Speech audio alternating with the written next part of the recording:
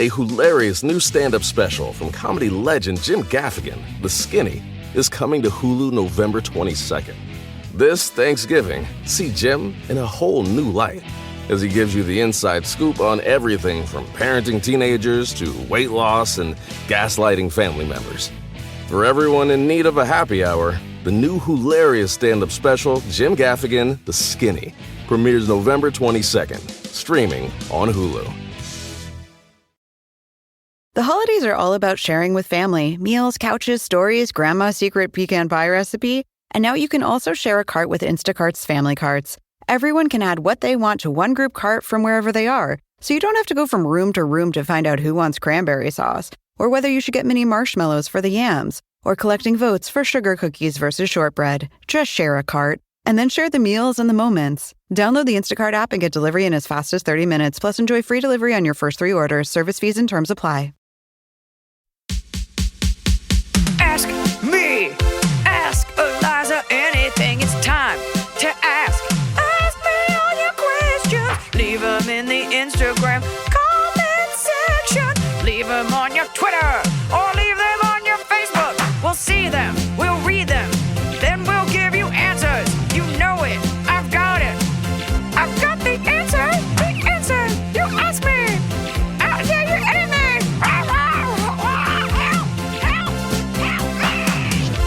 I'm going to get a lot of hate for this, but I'm just going to say it because if I were the person saying this, it would be totally cool and all of these like Reddit betas would rally around me. I kind of like nothing makes me hit like unlike or not interested quicker online than when I see a 20 to 40 something man on with like big headphone cans in a podcast studio. And it's always something like, whoa, so you're saying if we go to space, you would not fuck an alien? Like, it's always like that or like something like pseudo-political or hyper-conservative masquerading as like the most intelligent way to think. And I'm just so sort of overhearing the opinions of just like any white guy with a beard. And we're acting like it's gospel and they're all just hoping like maybe I too can build what Rogan had. And I get that, like, I have a podcast, everyone has a podcast, but, like, I cringe every time I'm like, oh, there's a dude in a shitty t-shirt talking about ancient alien architecture. Yeah, I'm good. We're at a point where anybody can get their voice out there, and you know what? Everyone doesn't need to. Again, as someone who is right now speaking on a podcast, and like everybody doesn't need to. I'll do my friend's podcast, and there are people who are genuinely funny, but I think the problem is it's about quality, not quantity. And so it's just someone like, yeah, if you talk long enough, you might say something funny. And so it's just like, we're 3 friends from Philly. This should be great. I will say because I'm in multiple like subreddits and stuff and like Facebook groups for like independent podcasters and whatever. Yeah. And so many times like a guy will post like, hey, me and my 3 buddies just want to talk. Like, what should we name our show? Exactly. Like, what should we do? Like, we're just really funny together. And everyone's like, good luck marketing that, dummies. And by the way, like you might be really funny. And that's what I mean, like Impractical Jokers. I don't know those guys personally, and I don't know how funny they are on their own, but like the show is funny. And there are plenty of guys who just like jerk around and do funny pranks, but like they're funny. So like cream rises to the top. But that being said, for every clump of cream at the top, there's like thousands of particles of sediment on the bottom that are just like, what about our opinions about how we low-key can't get laid and are stinky? That's it. I'm just over it. I'm over male opinions being like acmatic and like the highest power. Like, oh my God, a man said something or what he said goes.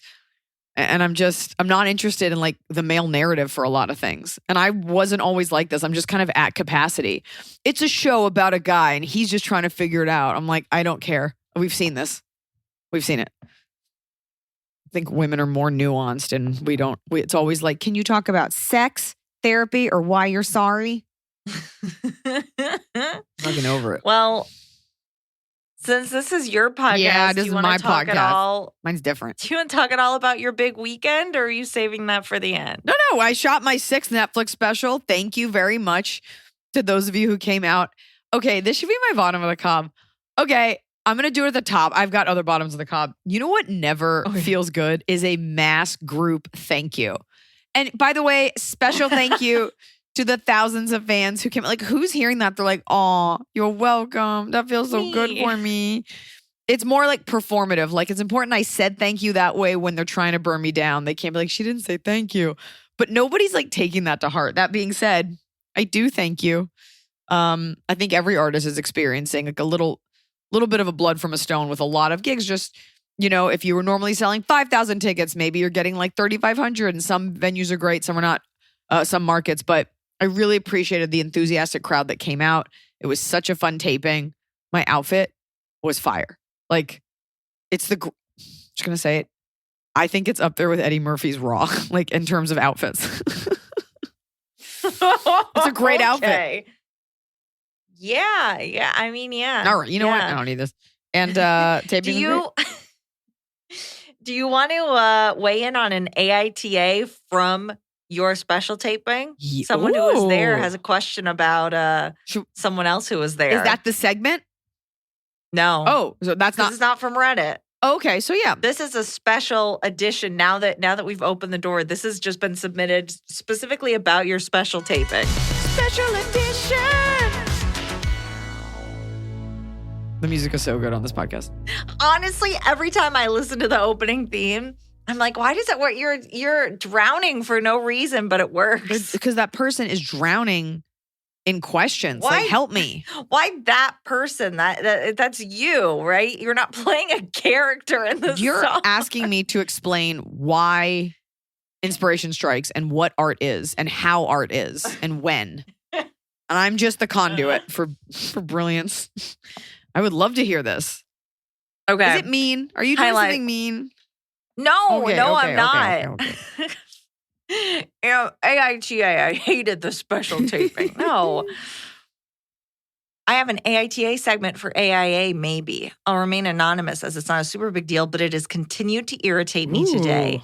I was at Iliza's 6th Netflix filming last night in Cleveland, which was beyond incredible. BTW, you never cease to amaze, Iliza. No spoilers. So anyway, as we were leaving our seats at the end of the first show, the girl seated next to me started to walk towards the aisle and just left her concession trash right on the ground. Yeah. A box with some half-used nacho cheese, an empty can, and some greasy napkins. I kindly said, "Are you going to take your trash with you?" Her reply was, "Don't they come through and get it?" I was appalled. I really thought she might have just forgotten, but she had actual intentions of leaving her garbage behind for someone else to clean up. I mean, quote, they shouldn't have to. And even though the venue probably did a quick sweep between shows, everyone else in our row would have had to walk through and over her nacho cheese trash. Oh, she didn't even tuck it under the seat?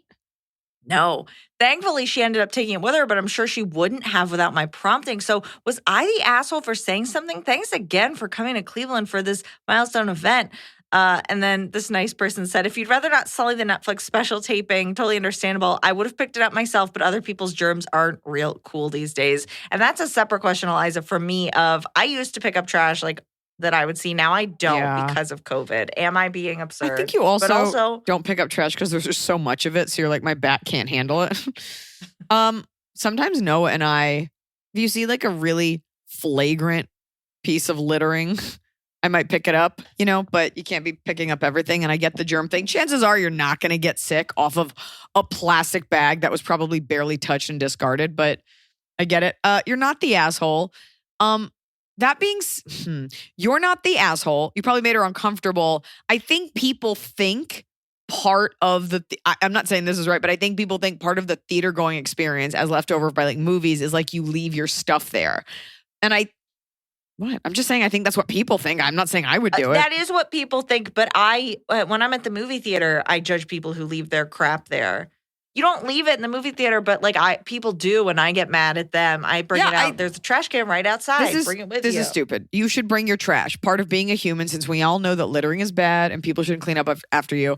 I think it's kind of like when when you fly.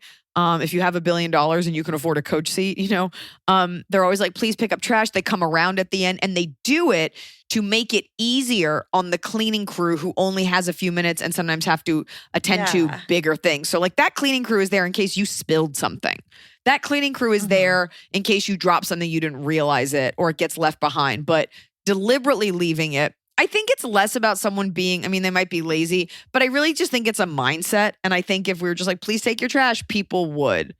People don't, but I think if they're aware of it or you're trying. Yeah, so you saying it to this person definitely probably made them uncomfortable, but I think it's good because I think they're going to think about it next time. 100%. And so I would say you're not the good asshole. Work. Don't worry about being asshole. It's like when I went to the Great Wall of China and I was like 21 and there was a tiny piece of cement on the ground from, in my defense, a recently refinished part of the wall.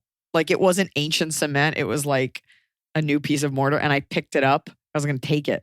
And this British woman was like, I'll never forget it because I was so embarrassed. She goes, what are you doing? If everyone took a piece of the wall, there'd be no more wall left.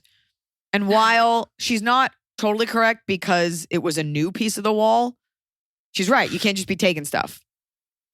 So, and I'll never forget that. And it wasn't that I was a bad person. You just kind of don't think about it. And then you're like, yeah, I guess I can't take this keep. It's not like a shell on the beach, which you also like kind of shouldn't take. Depends on the beach. Depends on the beach. I spent so long. Every time I used to go to the beach as a kid, I looked for shark's teeth and I never found one. You never will. Taken it if You don't go in deep enough. You never will. Also, in deep enough. If you keep going to lakes, you're never going to find a shark tooth. I'm at the pool all day. I never see a shark tooth. I did wear a shark tooth necklace as a child. Extra cool. Yeah, I think we all did. It's a shark. It's a baby shark tooth. Hardcore.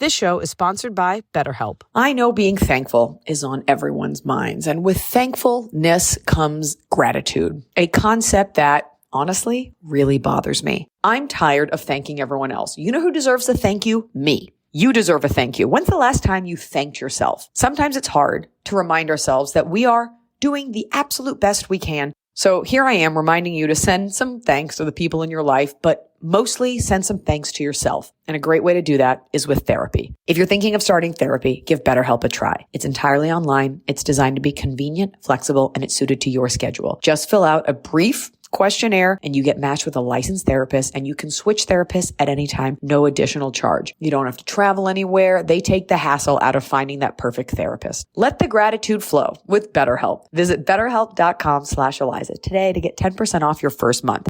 That's BetterHelp, HELP.com/Iliza. Fall has fallen. Winter is on its way. The days are shorter. But just because, they feel shorter. And just because the days feel shorter doesn't mean your to-do list gets any shorter. You still have to power through your busy days. And a great way to do that is with nutritious food from Factor's no prep, no mess meals. At the end of a short day in the fall or the winter, the last thing you want to do is have to cook. Factor has got you covered from breakfast, snacks, dinner, anything in between. Factor has easy, nutritious options to keep you fueled, like their chicken Florentine with spinach and garlic chili cauliflower. You bet. That's what I want to make myself at the end of a day where I am exhausted and my husband isn't home. Whether you like routine or you enjoy mixing things up, Factor has you covered with 35 different delicious meals every week and over 60 additional convenience options you can add on, like keto cookies, pressed juices, and smoothies. And because Factor meals are chef prepared and dietitian approved, you're going to love not only Factor's meals taste, but also how they support your goals, even if your goal was just making yourself dinner. Head to factormeals.com/Iliza50 and use code Iliza50 to get 50% off your first box and 20% off your next month. That's code Iliza50 at factormeals.com/Iliza50 to get 50% off your first box plus 20% off your next month while your subscription is active. The holidays are here. And for a lot of us, the holidays mean decorating, hosting, celebrating. For me, it means a lot of traveling, and nothing feels better year-round, but especially during the cozy holidays, than a restful night's sleep in soft, luxurious sheets. Boll & Branch's signature sheets are made with the finest 100% organic cotton, and they get softer with every single wash. You already know that I got Boll & Branch this summer when I needed breathable sheets to sleep in, but this holiday season, I'm actually gifting some of my friends and family Boll & Branch's Ultimate Softness Bundle. I get to choose a signature hem sheet set in any color, a signature hem pillow set, and a waffle bed blanket. And they're all getting juniper because I think it's a classy color. This way, you know you have something nice to sleep on when you visit. It's the perfect gift for you and them. Gift you and your loved ones a better night's sleep with Boll & Branch. And right now is their best offer of the entire year. For 25% off plus free shipping on your first set of sheets, head to bollandbranch.com/Iliza. That's Boll & Branch, BOLLAND branch.com/Iliza for 25% off. Limited time only. Exclusions apply. See site for details.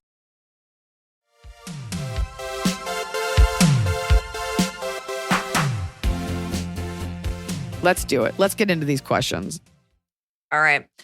Dear Iliza and Emily, no need to keep this anonymous. My mom definitely isn't listening. So this is Alana. Okay. Thanks. As one Jewish woman to another, I couldn't think of anyone better equipped to help me manage my overbearing Jewish mother. Boy. I'm 27 and just got married in March to the love of my life.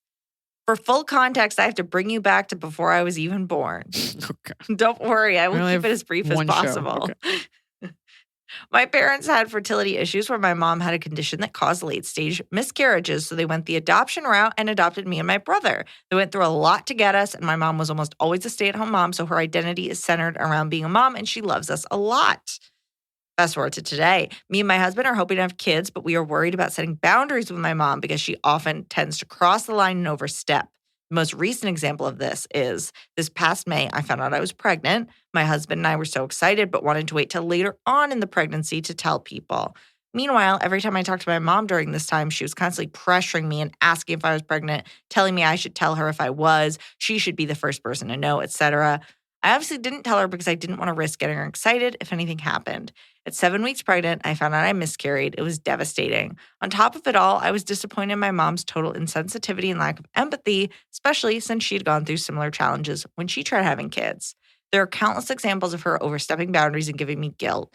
We live about 45 minutes away from my parents. My mom asks to see us almost every other week. She tells me things like, "Why do you hate me? Why don't you ever want to see us?" She seems to not understand that we have our own life and we are quite busy and social people. She begs us to come, stay, sleep over. But why would I do that when I live in my own home that is a quick drive away? She always makes me feel so bad about it too. I know it comes from a place of love, but it can feel like a huge burden when she puts all this guilt on me. And I'm worried it will only get worse. Do you need a sip of water?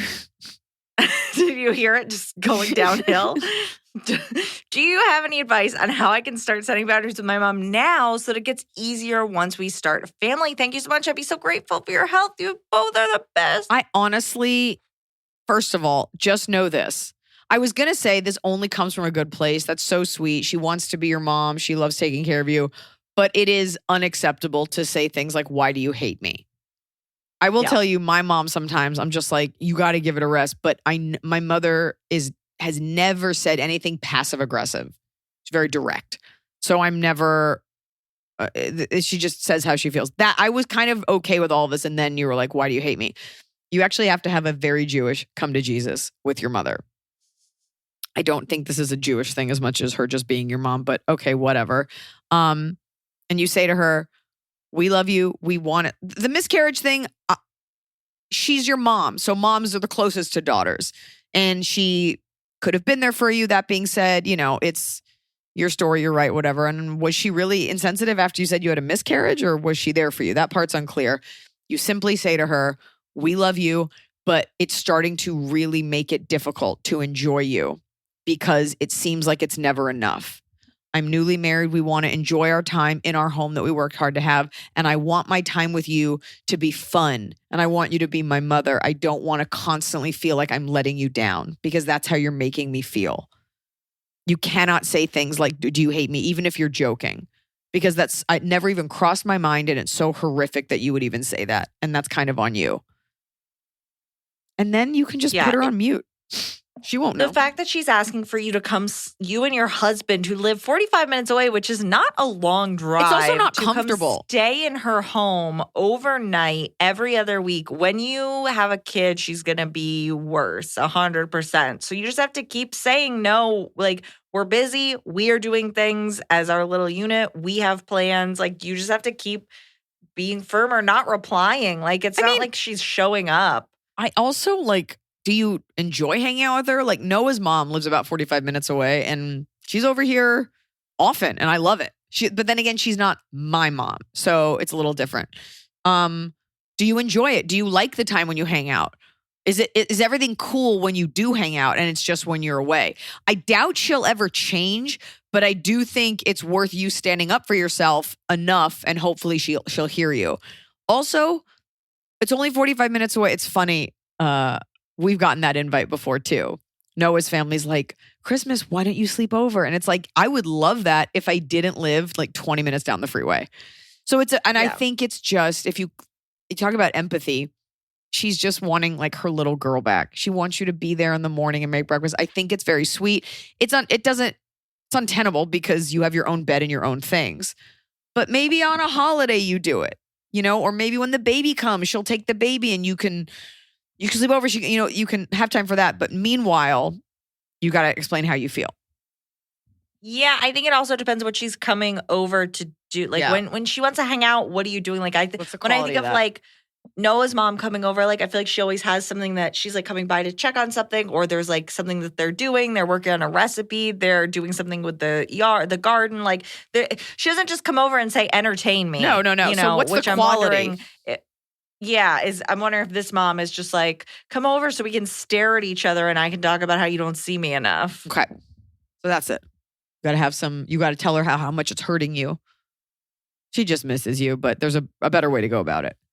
You give me this look. Anytime I'm like, here's why your parent loves you, you're like, I don't know. Fuck them. Because you're so pro overbearing parent. People are like, this person shows up and they do whatever, and you're like, they're gonna be dead soon. No. What? All I'm ever thinking about is Iliza says that all parents are gonna be dead soon. That's just constantly in my head. That's your catchphrase. If you're a superhero, you would fly down from the sky and you would land on the ground and you would go, your parents will be dead. Cool mating a superhero. That really resonates with this audience. Second of all, when that weird lady gave her purses away to that one girl, I was like, who cares? And I've had plenty of ones where I'm like, your mom's an idiot. Get her out of your house. Mom needs to get a job. So we're talking about like light emotional lifting. Anytime someone's like an addict, I'm not like, let her do the drugs on you. Give me a break. Give me a break. I'm always on the right side of justice. Hi, Iliza, Emily, Snow Peach, and gang. I love listening to the pod every week and can't wait to see your new Netflix special. Yes. My boyfriend of 2-ish years and I just signed a lease and moved into a much larger apartment after living together for a year in my cramped one bedroom. Okay. The new apartment is wonderful, but we're almost 2 weeks into officially living together, and I'm now terrified I've made the wrong decision. My boyfriend, mid-30s, is a high-functioning, self-proclaimed alcoholic, which has created bumpy moments in our past. Example, a night where he got so drunk, he puked all over my bathroom and passed out on the living room floor when I had work the next morning. He's told me that it takes energy for him to not drink too much, but he's also said, sometimes I just like to be a little out of my mind. I, early 30s, hardly drink anymore unless I'm out with friends. My boyfriend has toned down the drinking a lot, like no hard liquor in the house, but I'm still uncomfortable. This past Saturday, I was at a daytime work event and came home to him 5 beers deep and playing video games. He had fed and walked the dog, and granted it was a weekend, but a tipsy him triggered me. We got into an argument, and he asked if he just wasn't allowed to drink anymore and that he's tired of defending himself when he wants a beer or 5. This isn't the first time we've had this argument, since he'll usually get tipsy or drunk when he knows I'll be away for several hours on the weekend, or if I go to bed and he's still online playing video games. Am I a prude? I can't get through to him why it upsets me so much, and I feel like a broken record when I explain his drinking, even just 5 beers, causes me anxiety. He has a new job where he gets 3-day weekends every week, so he takes the opportunity to drink every night during his long weekend. Please, any sage wisdom on how to get through to my BF? Am I overreacting because of bumpy moments we've had in the past? Lots of love to the whole crew. Your boyfriend sounds like he needs to talk to a psychologist, because if you are that stressed that you have to get that wasted, it's also super immature. In your 20s, you're going out, you're like, we got to get drunk. Like, that's how we behave then. He's in his mid-30s, which he's probably at the same maturity level as you, being in your early 30s. I know you don't want to hear me being like, why did you think it was okay to sign a lease together? But I understand you want to make it work. You're triggered by it because it doesn't make you feel safe. It doesn't make you feel safe, and you're not his mother. Not appealing. You don't want to clean up your bathroom after him. And it's probably not an isolated incident. It's not appealing. He's on another level mentally when he's drunk. You're not there. I would call it quits because you also don't want to be the sheriff. Like, caught you drinking. Like, this isn't sexy. You don't want to keep tabs on him. This relationship is over. The death knell was him saying, oh, so what? I just can't drink anymore. Now you're like responsible for him. This relationship is over. You don't even realize it. So either buy him out of his lease, figure out a way to move out. You're uncomfortable because it is uncomfortable. Yeah, it sounds like he's getting his stuff done, but the fact that he waits till you're gone and then immediately pounds a bunch of drinks, like he wants to be out of his mind. So when do you guys spend quality time together? Is he just every time he's at home, is he drunk? By the way, just if you both were like, let's get shit canned together Fridays, we love drinking, like that's cool. But the fact that you're just on different levels, that means it's an activity that you can't enjoy together, that he loves for chemical reasons, and that you're not okay with. That is an unsafe thing. It's not like he just loves playing basketball. Yeah, it's not healthy. He's going through something and you don't need to be there to help him through it. It's only 2 years. Get out while you can. This relationship is over.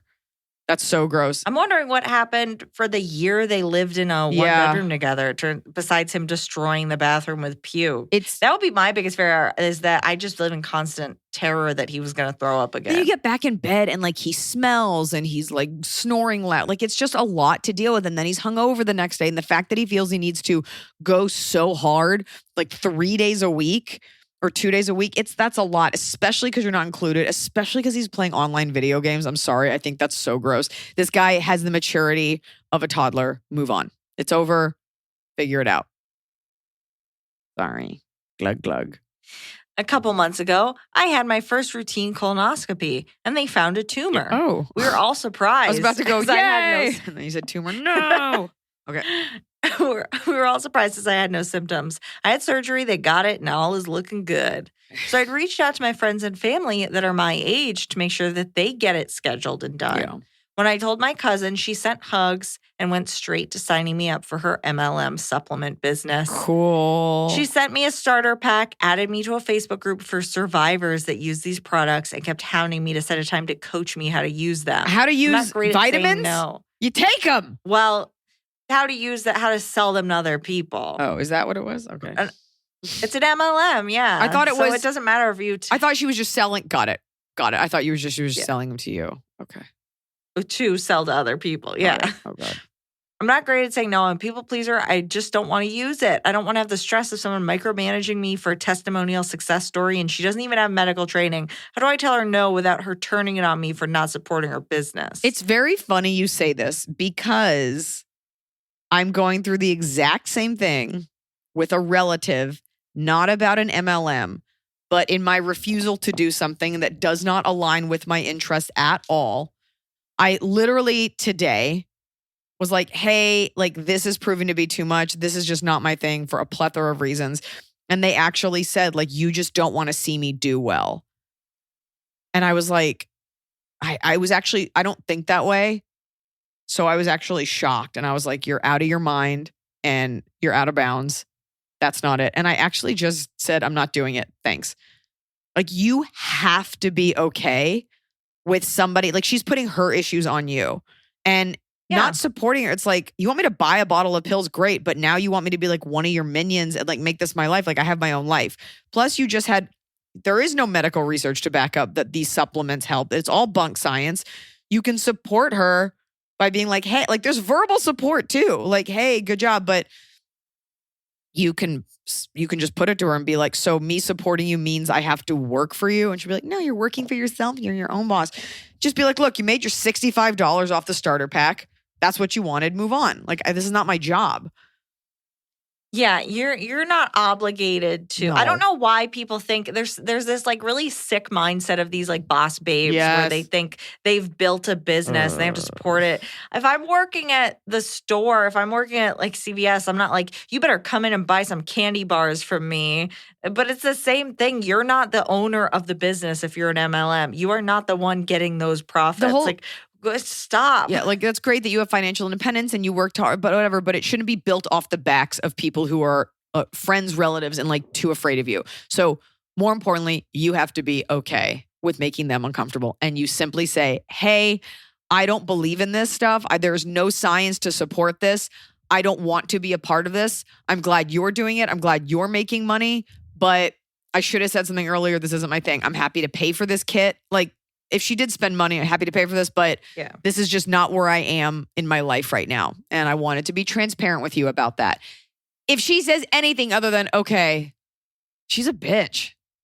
Who cares? Go to reddit.com/r/anti-MLM. There's a lot of people talking about how they spoke to their relatives and whoever else to like various approaches to trying to kind research.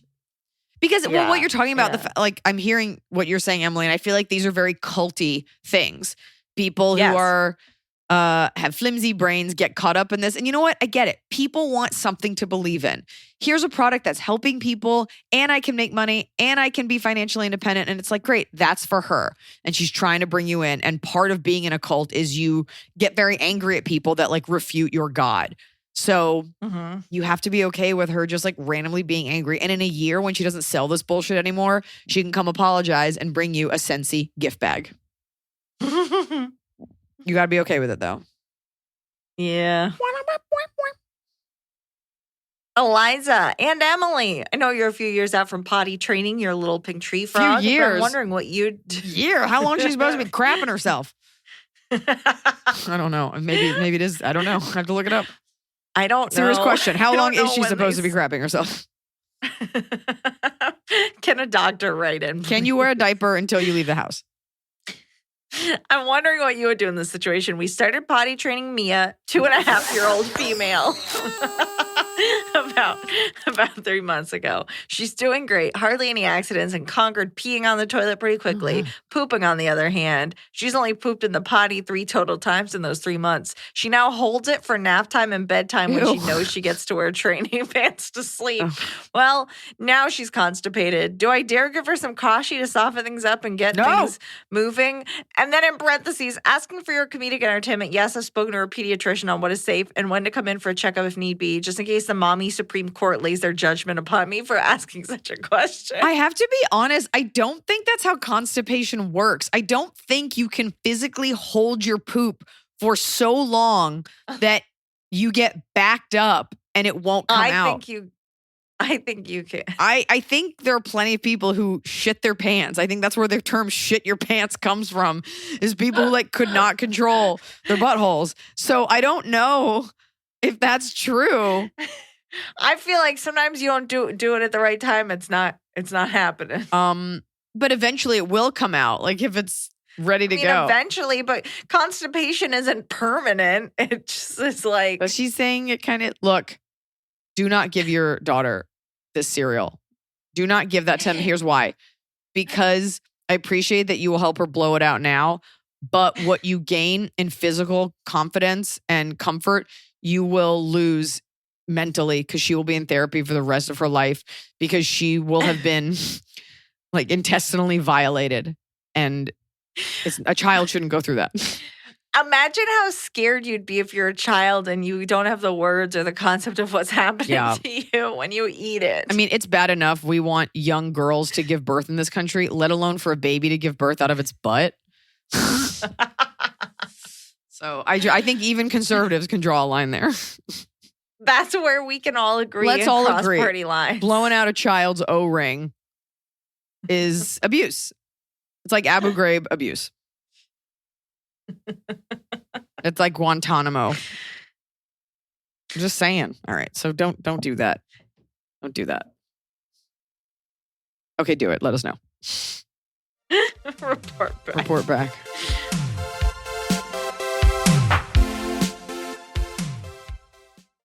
A hilarious new stand-up special from comedy legend Jim Gaffigan, The Skinny, is coming to Hulu November 22nd. This Thanksgiving, see Jim in a whole new light as he gives you the inside scoop on everything from parenting teenagers to weight loss and gaslighting family members.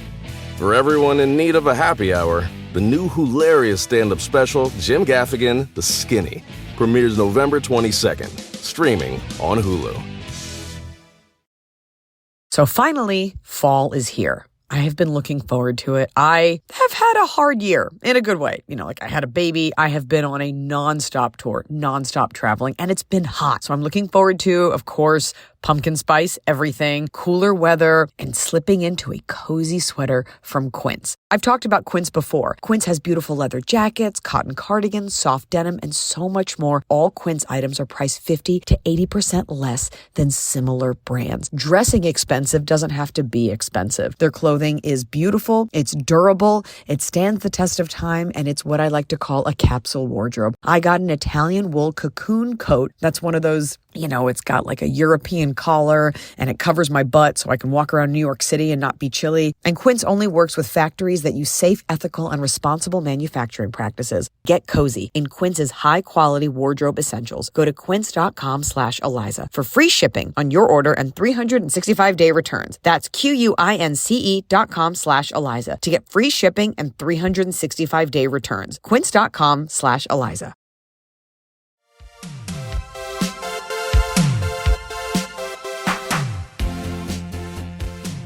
Are you ready for AITA? Are you guys ready for AITA on AIA?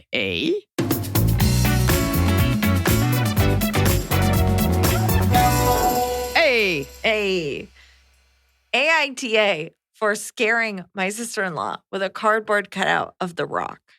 My 32 female sister-in-law, 43 female, is super nosy. It's come up before, but she's one of those people that will just deny something to the death, no matter how much proof you have, and then get angry at you for not believing her. At my house, the guest bathroom is partially shared with the master bedroom. The toilet and sink are separate for guests, and then through a door you can get to the shower, our closets, and another sink. Then through an additional door is the bedroom. Who built that house? You can get into I know. Our house used to be an old fun house of mirrors, but I put in a toilet and a bed. I did look at a place where the two bathrooms were connected by a door, and I was like, "What? So you can hold hands while you're in here? What's happening?" Yes. So that's exactly why it happens. Basically, you can get into our bedroom through the bathroom without going through the main door. Got it. So when she comes over, she would sometimes take just a bit too long in the bathroom. During maybe the third or fourth time, I happened to be walking by the bathroom and heard two doors close. I asked her if she was looking for something in the bedroom and if I could help her find it. She replied with, "No, why would I go in your bedroom?" and then changed the subject. The next time she was going to come over, I set something small behind the bedroom door so I could see if it had been opened by the small item being pushed back. Later, I could see that it had been. So for me, confirming that she'd been snooping again. Asked directly if she'd been in our bedroom, and she said something like, "I don't care what's in your bedroom. Get over yourself." Ew. So yesterday, sister-in-law and brother-in-law came over, but before that, I ordered a full-size cutout of Dwayne Johnson, which I placed in our bedroom facing the bathroom door. About an hour into the visit, she heads into the bathroom. Very shortly after, there's a scream, a thud, and a door slam. She came out clearly angry. She'd been quite startled and slammed her upper arm into the door frame while turning away from the cutout. Brother-in-law made it worse by asking, "Well, why were you in their bedroom?" Oh. But she didn't answer and they left. She's posted on Facebook that she has a big bruise on her arm as a result of my nasty prank. Cool post. People are saying she could have been hurt worse and that she's too old to be the victim of a childish prank. I feel badly that she was hurt. It wasn't my intention, but I might be the asshole because I still think it was hilarious. Wait, too old to be the victim, meaning the prank was okay. You're too old to say that you're butthurt about it. You're definitely not the asshole. Your sister sounds like a real pill. Sister-in-law, and she's a compulsive liar, and she just sounds like she's like not bad, but just like a little shitty. That's all. I think what does she think she's gonna find in there? I mean, we all like to open a drawer here and there, take someone's jewelry. But after the first two times, the person whose house it is says, "Were you in my bedroom?" And you take the hint. The fact that you didn't, this last time, she wasn't even like, "Yeah, I went in there." She's like, "I just don't want to talk about it." Look, people don't like to understand consequences. And tell you what, that's the definition of run up, get done up. Fuck around, find out. Told you not to, and you lied. You made it weird. She could have been like, "I don't know, I just want to see your room." That would be my answer. But I want to look at your room. Just want to see what you had. I was confused by this layout of your home, so I was just opening doors to see what happened. Totally. You could have lied and done that and said she's just like, "One, I'm clamming up." She deserves it. But it's your house, and maybe you want to decorate with The Rock. I had a life-size cardboard cutout of Aragorn in my bedroom in high school. And when people would visit or stay over, when you walk by my door, they would get very scared and startled because there's just a man standing in there. I mean, and it was great every time. It was great every time. She was being froggy, and she got bit. Then that's it. And you know what? I hurt my arm. Now she's playing the victim. I would actually, I know this person isn't listening. She's a pill, and this is the kind of person that like escalates stuff. Like, you know, in basketball, when like someone gets a foul and they have to act like it was a flagrant foul, like, oh, my arm. I don't like this person, these types of people. These types of people that are like, I did something wrong and I got hurt, even though I shouldn't have been doing it. Now it's your fault. Have some culpability. Be a fucking adult, you know? I think it's so funny that she screamed and then had to be like, I hurt my arm being startled by a fake picture of Dwayne The Rock Johnson. Also, like, okay, like you could have hurt your arm in a myriad of other ways.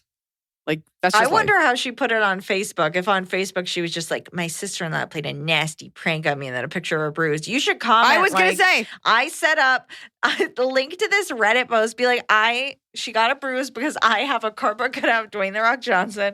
And she was going to my bedroom for the fifth time to like look through my vibrators or whatever she's doing. She was going to my room to check out my full wall-mounted dildo collection, otherwise known as a Theragun. And... yeah, you should, in the comments, you should be like, why were you going in our room? Curious. She just sounds like a wet blankie of a human. And then her husband ratted her out like, oh, how'd you see The Rock? Why are you in their room? Like, as though, like, why were you looking at their personal private The Rock? Here's what you do. Do it again next time. Put The Rock there so it scares her. But then, while she's in there, put a cutout of Kevin Hart at the other door. So she's when you hear her scream, run up and place the new cardboard cutout. Because here's the thing about this woman. I bet she goes in your bedroom again. Yeah, 100%. Other rooms too. 100%. This time she'll be ready for The Rock. So you need to have like a bucket of water that falls when she opens the door. Like Home Alone. Yes, like Carrie. Pig blood. Carrie, or just be standing there when she opens it and just be like, what is your problem? Yeah, be standing there with a knife. Going through the other. It's just like in The Simpsons when Homer appears with a knife and a Jason mask. He's like, Bart, you want to see my new chainsaw and hockey mask? Bart, and he's got a knife and he's like, let me cut you a brownie. Stand in there. That's so good. Because it's like, what's she going to do? Be like, why are you in your bedroom? Why are you in your own bedroom listening to the dulcet sounds of me dumping out? She had such a good, like, she was warned. We get it. She was warned. No one in the internet thinks this person's an asshole, I think. And if I'm not interested in their opinion, because it's wrong. No. Go listen to some dude podcast if you want to hear the shitty opinion. Hey, Iliza, Emily, sweet baby Snow Beach, Gracie, and regular tiny baby human. I am 35, female, and I'm getting married in September to another woman, 36, female. Yes. Context. My mom has very high-functioning multiple sclerosis. Her disease has not progressed. She claims that she takes a holistic approach to her treatment. In reality, this is a thinly veiled excuse to smoke tons and tons of pot while also slamming hard seltzers and eating like crap. I come from a pretty unhealthy family dynamic growing up. I don't think that's holistic. I think she's just in denial. I don't think holistic's like, I do this MLM where I buy cordyceps in pill form from my neighbor. All right, go ahead. My dad was an abusive borderline personality, and I haven't talked to him in over 10 years. I was able to still have a relationship with my mom because I kept her at an arm's length. Through my healing, I've been told my mom is a textbook narcissist. My sister's therapists have also come to the same conclusions. Yay, family therapy. When I announced my engagement, she lacklusterly responded, if you're happy, I'm happy. Problem. Fast forward to this year, and I made an epic mistake of investing in a house where my mom could rent at a cheaper rate than she would have at any other place. I felt bad knowing she was on a reduced income and had nowhere to go. I also felt bad knowing that she would have to rehome 2 dogs. My mom has exacerbated this home renovation in every way. She would go into full-on rants and tantrums over text about how this was impacting her because she wasn't sure when she could move in. She came down to help for a week and talked to all my contractors and reprioritized their work because it wasn't what she wanted. She accused me of lying at one point that the house wasn't livable because a contractor told her something different. After months of giving up my life, doing nonstop renovating and physical labor, taxing myself emotionally, physically, and mentally, she informed me she doesn't want to move into the house because I will not allow her to smoke pot on the property, even though the property has a dedicated heated shed if she wants. She flipped out on me for putting this in the lease and called me cruel and mean. She said I would stop her from having her medicine. Needless to say, this was the straw that broke me. I've been feeling increasingly like I needed to cut her out of my life like I did with my abusive dad. My wedding is in a month. Do I suck it up and let her come after months that's of what the this same is about? behavior? Of course you let her come. Do I focus on my Jesus wedding Christ. and my day without her there? Her friends have texted me asking if I can even let her stay at the house a couple months until she finds a place when she was the one that reneged on the lease and still hasn't apologized and won't. Do I even consider this? I feel like at this point it's just entirely unhealthy. I have to say this. Weed to me isn't like cigarettes where it lives in the walls. I also think It can though. okay, it can. I don't know where you live. Like maybe it is super cold outside and it snows. I don't know. If your mother has multiple sclerosis, like even if she's a crazy person, that might be smoking weed. Like that is medicine. I don't smoke weed, but I believe There's a heated shed. Yeah, I don't know. If you live somewhere and you need to smoke weed multiple times a day, you probably don't want to trek out to a shed, but this isn't about that. This isn't about that. This is about, in general, everything else that compounded it. If your mom was an angel and a saint and she was there every day and she was like, I need to smoke this weed, you'd be like, yeah, can you just crack a window? Like you would figure out a way around it. And if she was treating her body properly otherwise, Yeah. but I mean, I don't even the treating your body, like that's not even for us to judge. Like that's staring down the barrel of something like that you don't get better from.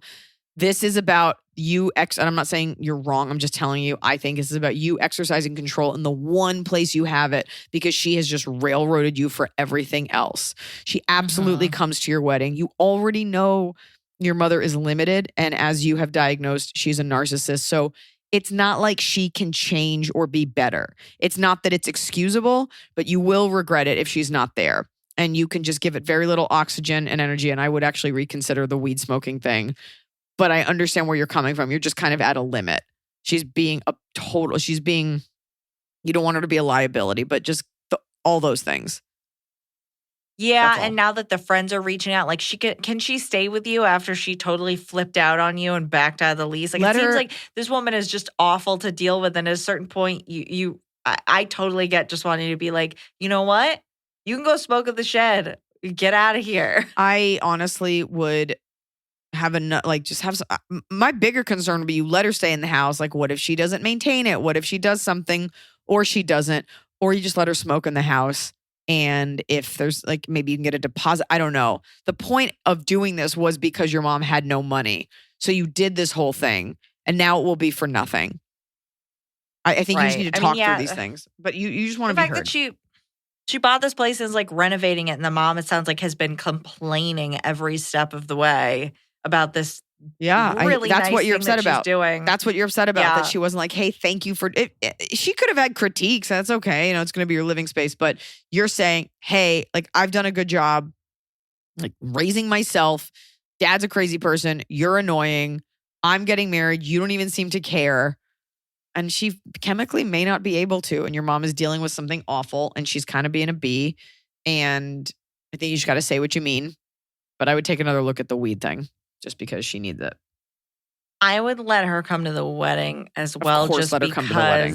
Just because it's like, let her come, but then maybe cut contact. Even if she moves into that place, have minimal contact with her, send out repair people when you need to. Oh my God. Have her sign a lease. Yeah. So but definitely come to the wedding. And you can even take an aunt, take a best friend, be like, can you kind of be, what do you think she's going to do? Just be kind of a bummer? She's not violent. It sounds like your sister also knows what's up. So have your sister kind of Mom keep patrol. an eye on her. By the way, you're going to be up there. You're going to be having your vows. You guys are going to be dancing, eating, having an axe throwing contest. Like you're going to be busy. You're not going to have time to think about your mom, who will probably leave early because people who don't feel like the center of attention always leave early. Yeah.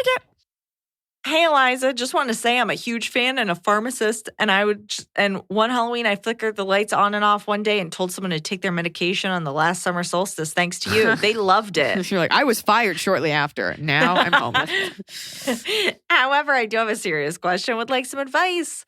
I've been with my boyfriend, fiance, for 3 years. For 11 years as of 2 days ago. I'm 27 and he's 31. Okay, together 11 years, fiance 3 years. So you met when you were 16? 27. Yes. Yeah, I did that math lickety split. All right. You've been together for a very long time. We've lived together for several years and have been living comfortably. However, since I'm a pharmacist, I have a lot of student loans. With COVID and everything going on in the world, we've delayed our wedding. My entire family, 3 older sisters, all married with children, parents, friends, etc., have all been asking me when we're getting married, and I don't have an answer. We're happy where we are, and we're not rushing anything. But I feel like I need to give them an answer, like I'm letting them down. Also, I want to plan our wedding, but I don't want to do the planning, and I also don't want a big wedding. But I do want to dance with my dad and have a nice dress, but not too expensive at the same time. Another note, my dad may have limited time to dance with me because he has MS, and his balance is diminishing. How do I accomplish all this and tell them I want to do it on my own time? Is it okay to go small? Sorry this is so long, but I know you want a lot of context, so I hope you can give some advice. Thanks. Whatever you do is fine. Do not get married just because you want the dress. If you are truly chill with just the way it is, then they need to be okay with it too. As far as your dad, I would not rush getting married for that. You can have a lovely dance with your dad in your living room. Like, I'm just saying, like, this romanticized idea of like, I'm going to dance with my dad. Like, he can dance. He could be propped up. You can be together. It's more important that you're together. I hear what you're saying. I think we tend to overly romanticize various aspects of weddings, half of which you won't even remember. We do this with life in general. And so, like, I always thought it'd be very cool if, like, I danced with my mom at my wedding, and I vaguely remember doing that. It's such a whirlwind of a thing. Of course, it's okay to go small. Do not get married for anyone other than yourself. Talk to your your fiance. And do not go into further debt paying for this. So maybe within the next 3 years, like the dad thing, that's sweet, but don't think about that. That's silly. Yeah. Emily hates parents, so she's right on board. She's like, yeah. No, but you've been engaged 3 years, but it's been a pandemic for 2. Yeah. So it's like everybody can back off. You could send them in a group setting and be like, you guys, we have student loan. Like, you could just say, we don't want to go into debt any further for this wedding. That being said, I don't know if you have like cold feet, or maybe you do want to get married. You just don't want to admit it because you seem very wishy-washy. There is a version where like you really do. I think I hear like a little bit of it. I can't really tell because you're like, I do want to get married, but I don't. It doesn't have to be a big thing. It can be in the backyard. It could be a lovely dinner. You have to get with your fiance and decide what are priorities for you. And if you want a nice wedding, you might just have to save for it. Yeah. And maybe you want to do just something very small with your family now, so you can dance with your dad and it's in a nice backyard with a nice dinner for everyone. There you go. And then in a few years, when you've paid off your debt and you're a high-rolling pharmacist, you can do something bigger. I don't think people actually do that. I could be wrong. I feel like people are always like, yeah, we're going to do something small. And then 2 years from now, we're totally going to blow it out.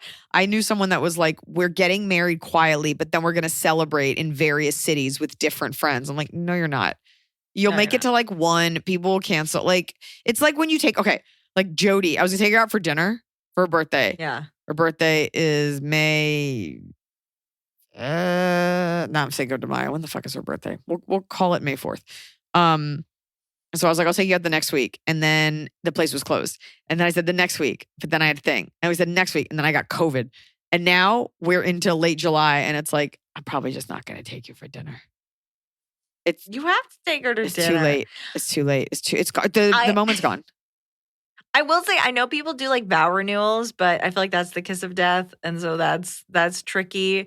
I don't understand. When you renew something, it means it was running out. So you had to get more. So I guess that's why people do it. People do it. You see it all the time on like reality TV where you're like, you're doing this because things are struggling and you think you can recapture whatever You're had talking at the about Vicky beginning. and Dawn 12 years ago on Real Housewives. I don't watch that one. It happens more than that. I'm sure they did it on New York Housewives. On reality and TV, Beverly they do Hills it because they're like, Housewives. we need content. What can we do? Nobody wants to watch you start a quote unquote business. Some people do it. I think it's like a nice excuse to be like, we love each other. How can this be about us, but also have friends and family and do the chicken dance? How can we do the Macarena and also still be in love? Or every time someone asks you, when's your wedding going to be like, well, how much are you giving us towards it? How much are you contributing to the wedding? Just be like, we had it. Where were you? You didn't get the Zoom link? There was a whole thread. I follow this like wedding shaming Facebook thing. And there was a whole thread of people talking about, how do I ask my guests to pay for their dinner? Ooh. How do I word it in the invitation that it's $67 per person they need to pay? That's exactly what you write. I did that. Well, and it worked. They were saying instead of gifts. And I was like, actually, I wouldn't be mad at just like, don't bring a gift, pay $67 for your dinner and a party. That. I'd do that. I love that. You get a free party. Also, $67, you're getting off cheap. $67 and you get your choice of chicken or dry fish. I want it. Yeah. Also, I do that when I throw friends parties. I write in the invite. I'm like, I know this is tacky, but it's okay because it's coming from me, not them. Please bring a gift. I have told people that. I think that you did that. Like that. Yes. I think it's so brilliant. Even I think for it's my such own a good parties, idea. I've been like, I do love presents. See you soon. Don't you love me? Well, the fact that like you can do it for someone else and be like, look, like I love that you did it for Jody. Let me tell you, for anyone listening, because this might help, here's some bonus content. My friend is not married and adopted a little girl. And she bought a house prior to that. And so it might have been the housewarming. It was the housewarming. I helped throw her housewarming. I've told this story. I helped throw her housewarming and I sent out an invite in the spirit of that episode of Sex and the City where Sarah Jessica Parker is like, I don't want to take off my shoes. I spent so much money celebrating other people's kids. You should I'm going to register for my shoes. Anyways, go back in the archives. And I was like, we all know and love her. We're celebrating her. She finally, after years, is able to purchase her home. Jody, I think I said something like, Jody has been at your weddings, at your kids' events, at everything. Please, like, think about this like a wedding and please bring a gift or register. She's registered here. Like, yeah. You got to celebrate people in the ways that they need celebrating. And it can't be, because you're single or because you never bought a home that you don't get things. Yeah. You have to get celebrated. So I was just stood up and people did. No one was like a dick about it, but I was like, here's the Pottery Barn link. Yeah, no, I thought that was so brilliant. Since you've done that, I've told people, I was like, Iliza did this really brilliant thing because I think it's so nice. Yeah. It's so important that people have hit different milestones. And it's like, that's so impressive. Yes, that's so not sweet. A baby. Right. Doesn't mean she doesn't want like a side table. Fork over those matching ivory colored laundry baskets. Right. Fork over that tweed pillow. Fork over that Miranda From Anonymous modern, like weird ladder that people hang Aztec blankets on. Fork it over. She has one of those ladders. It looks like a Pueblo kind of thing, but people put like blankets on. Okay. Is it people or she? People do it. It's like a design thing. They get like a ladder. You lean against the wall. It's made of twigs. You hang things on it. You hang your pelts. Anyways, celebrate your moments. Don't be afraid. And if you need to get a friend who doesn't give a fuck to do it for you, then that's what you do. From Anonymous.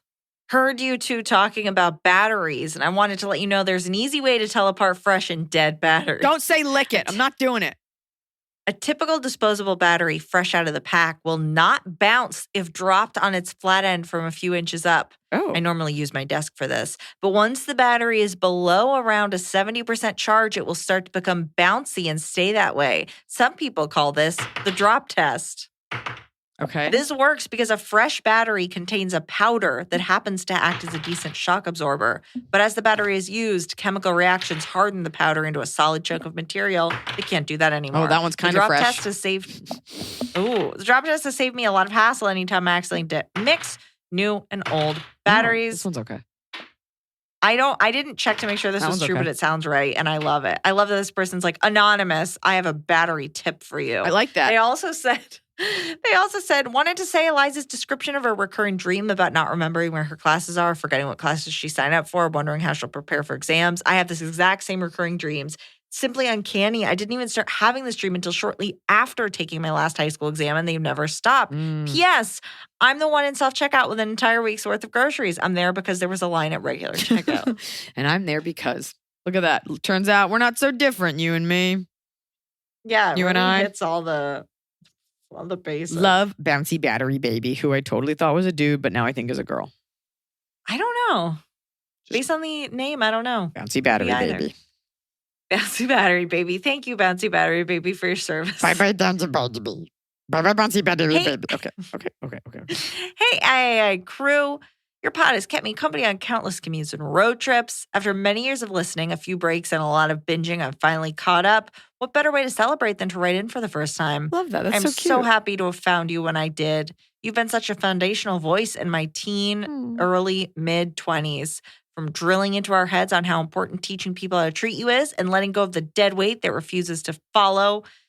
They refused to follow that to preparing me years in advance on how to be the best bridesmaid. June 2022, it went great. I'm looking for some help on how to best navigate a situation. I'm 25, female. In April 2019, I moved to Phoenix, Arizona. Your show earlier this year rocked, but you knew that. Oh, so fun. I wanted to move out of my hometown, and my decision was in part to get a little closer to some family I have out here. Grandparents, aunts, and uncles, some cousins. Context. When my mother was in high school, her mom died. My mom made some friends, 2 siblings, my aunt and uncle, and their family ended up taking her in and essentially became their third child. My mom died when I was 3. Some stuff happened, and ultimately my dad. So sad. When my dad decided not to keep a relationship with this family. I did not know them at all until I turned 18, and I was then able to connect with them on my own. September 2019, my grandpa died. I got to really get to know him for 6 months. He was an amazing man. It's a loss that still affects my grandma so much, so she has canceled on a number of events, including my most recent birthday dinner. She also never responded to me when I sent her some Nutcracker showings that we should try going to. She's been saying for years now that this is something she used to take my mom to and that we should go sometime. After years of hearing how awful it was to not be able to watch me grow up or be a part of my life, it hurts to have this be missed. Aww. There have been some other instances like this involving the whole family, and I'm just so hurt that I keep getting passed on like this. I know this family loves me so much, and they are an amazing group, but that doesn't excuse everything. I'm just not sure how I should go about telling them to do better or set clear expectations of what I need them to show up for going forward. Please help. Love, KT. So you didn't know them till you were 18. And then moved to be near them, and now is like reconnecting and is like, hey, you used to take my mom to the Nutcracker. Why don't we go to the Nutcracker together? And the grandma is just kind of like not replying. I mean, it sounds like the grandma, like emotionally, maybe that's very hard for her. Like, can you do something else with grandma? Start a new tradition. Yeah. And do the Nutcracker later when you guys have some of your own traditions that aren't just harkening back to kind of this life she's lost. Oh, that makes me want to cry. That's so sad. Yeah, because her husband's passed, her daughter like she probably doesn't want to think about her little girl. Like, that's so rough. I think it would be really therapeutic and helpful if you one-on-one said all of this. You were like, you're the only family I have. I understand, you don't want to go out to things, but I think it'd be really nice if we could, like Emily said, like start our own traditions. Maybe every 2 weeks, like on Monday, we go to something, but like, I'd like to capitalize on the time that I do have. It wasn't my fault that I didn't get to know you guys growing up. I think people will be very touched by that. And I don't think I would take it personally that like people are busy or whatever. This is what happens with families. And maybe they do need to get to know you better. The other side is, what if you have a terrible personality and they're like, oh God, don't invite her. Like, what if you're just awful? You just keep talking about being an anti-vaxxer. I would do it one-on-one or with the group and just very emotionally, no accusing, just be like, I would just love if we could spend more time together. You're my only family. And just put it to them, like, if there's anything you'd like to do or you could have some suggestions. People probably don't realize how they're making you feel. That's all. Right, or that they've all like been together for the last however many years. Hate each other. They don't realize what an outsider you feel like and how much this would mean to you because they're like, oh, we're sick of each other or whatever. And grandma's still got tunnel vision. Her husband just passed 6 months ago, and you're saying how deeply it affected her. I'm sure she's having a hard time thinking of anyone else. Don't worry about the Nutcracker. Don't make it about you. I'm not saying you're a bad person or anything, but that might be a little hard. Have a little bit of empathy. Maybe even do it in a group convo. just to show them, it's okay if you get emotional too, if you could pull a few tears. Just that like, hey, I'm like alone in this world and I'm here. And I bet you it's not as bad as you're thinking. I think you're just feeling kind of slighted, but don't come from that place. Yeah. Only you have to lead with your intention. Not you guys left me out. You guys aren't calling. Don't make it about what they haven't done. Make it about what you want to do. Yes. I just floored so many people. They're like, I got to write that down. Noah always talks about being outcome oriented, and I'm terrible at that because I'm always like, no, this asshole needs to hear what he did. And he's like, what outcome do you want? I'm like, I want this person dead. He's very good. And when you're outcome oriented, makes you calmer. It's also really good for dealing with idiots. Like at TSA, you're just like, cool, what do you need me to do? And they're just yipping at you and you're like, okay. Like, let me just get through this. Yeah. I got scolded at the Cleveland airport and I didn't do anything wrong. And I snapped. But I got told to keep my hat on because there are children here and they don't need to see all that because he thought he was being funny. And I was like, I don't know if I like it better when you think you're being funny and I'm your captive audience. Or who when are you talking about? At TSA. What's wrong with your hair? The guy's like, he was just like, he thought it was funny. I don't know. I was just like, well, okay. He was like saying something to everyone. Like he was like insulting this old lady. Like I was just like, what? You know what? Your like roast. Your open mic. Your roast. I don't know. At least he had a sense of humor. We were at Burial in the Morning, Cleveland. And they were doing like maneuvers with like a drug dog.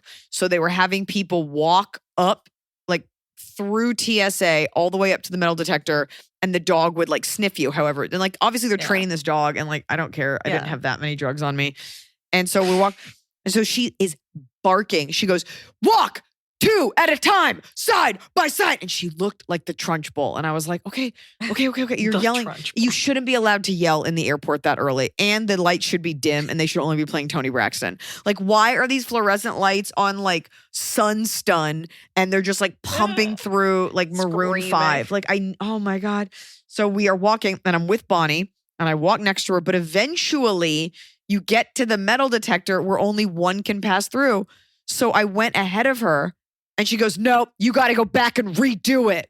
I go, what? She goes, I said walk next to each other. I was like, this is the military. Like, I go, we did. She goes, you walked ahead of her. And then the next thing you hear is just, ma'am. And you're just like, my heart started pacing so fast because these people cannot be reasoned with. And I didn't do anything. So I come back through and she goes, now walk. And I walked so slowly. Deliberately because I knew I'm like, you didn't say how fast, you didn't say how slow. So I walked like one foot in front of the other. And she goes, you can walk normal. And I looked at her and I go, I am walking normally. This is how I walk. What are you gonna say? You're gonna shame me for my disability? Oh my God. I was shaking. It was so jarring. I can see how people like traffic stops get out of hand. Like you're a regular civilian who is not in the military and people are just screaming at you. I can see how someone would yell at a cop. Oh my God. I'm still upset. I was like, whatever you need to do to feel awesome. Okay. Oh my God. I'm so upset. Let's do top of the cob, bottom of the cob. Okay. So you can roll right into your next complaint. Someone's probably listening. They're like, don't shame her. It was like she picked me out because I had a pink hat on just to be like extra B. It was so unnecessary, especially like you pay for clear and pre-check and you fly so much and it's just like, you fucking idiot, get in line. You're like, I'm just trying to leave your city. And I was so nervous that we would get stuck there and I'd have to see her again. And I like held my breath until Wheels Up. It was like Argo. Like I just had to leave. I just wanted to get home. She's running after the plane, hanging on with her teeth. You didn't walk. I was like, I'm sorry, I didn't walk goose step, lockstep with my friend. Maniac. Top of the cob. Okay. It's the top of the cob.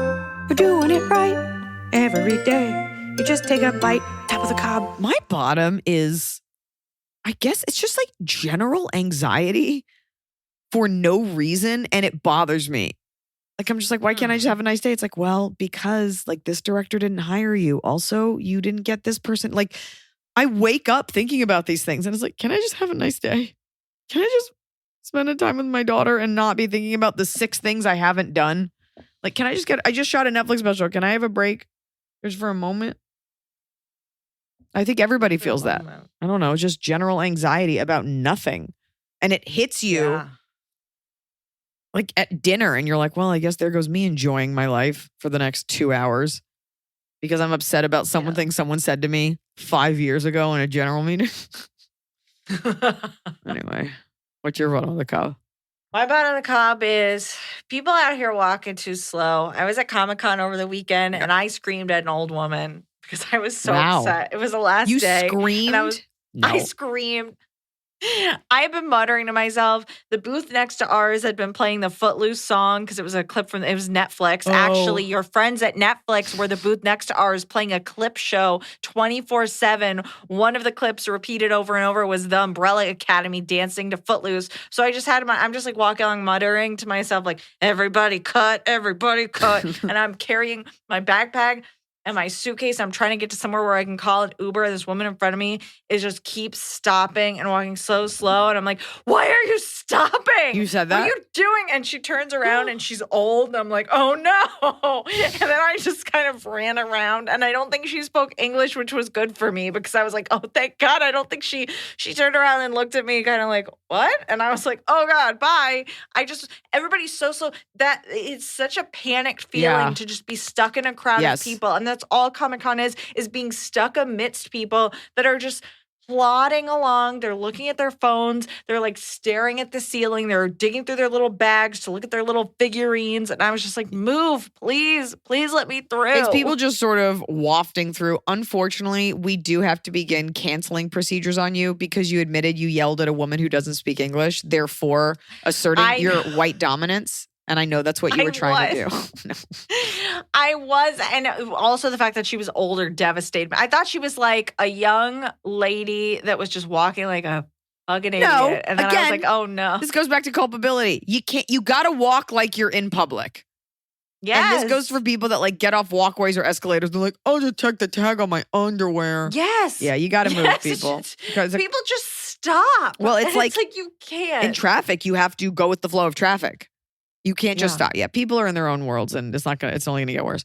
My top of the cob is the hair that I had for my Netflix special was like my dream hair.